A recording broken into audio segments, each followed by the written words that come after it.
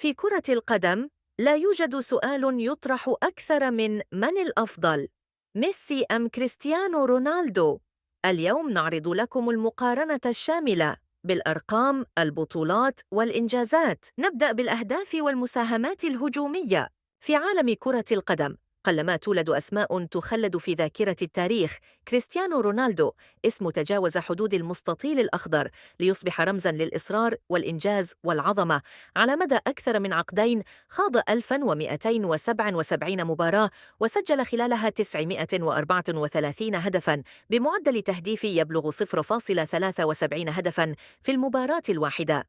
مع الأندية ترك بصمته ب 798 هدفاً في 1058 مباراة، من سبورتينغ لشبونة إلى مانشستر يونايتد، ثم ريال مدريد، يوفنتوس، وأخيراً النصر السعودي.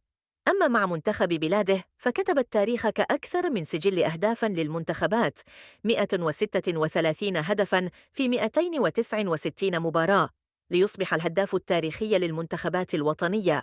كريستيانو رونالدو ليس مجرد لاعب، بل أسطورة كتبت بأقدام لا تعرف التراجع.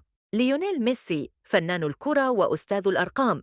في مسيرة امتدت لعقود سجل البرغوث الأرجنتيني 860 هدفاً في 1089 مباراة بمعدل تهديف يفوق الجميع، 0.78 هدف في كل لقاء، متفوقاً بذلك على أقرب منافسيه. مع الأندية هز الشباك 748 مرة في 907 مباريات، متنقلاً من برشلونة إلى باريس سان جيرمان ثم إنتر ميامي. أما مع منتخب الأرجنتين فقد كتب التاريخ كأفضل هداف في تاريخ التانجو ب112 هدفاً في 191 مباراة. لكن القصة لا تقف عند التهديف، فميسي لا يصنع فقط الأهداف لنفسه بل لزملائه أيضاً ب381 تمريرة حاسمة، مقارنة ب257 فقط لغريمه كريستيانو رونالدو. ليونيل ميسي أسطورة لا تتكرر. البطولات الجماعية. رونالدو حصد خلال مسيرته المذهلة 35 لقباً، تاركاً بصمة لا تنسى في تاريخ اللعبة. من بين أبرز إنجازاته تتويجه بكأس أوروبا سنة 2016 وفوزه بلقب دوري أبطال أوروبا 5 مرات، في إنجاز يعد رقماً قياسياً على مستوى المشاركات.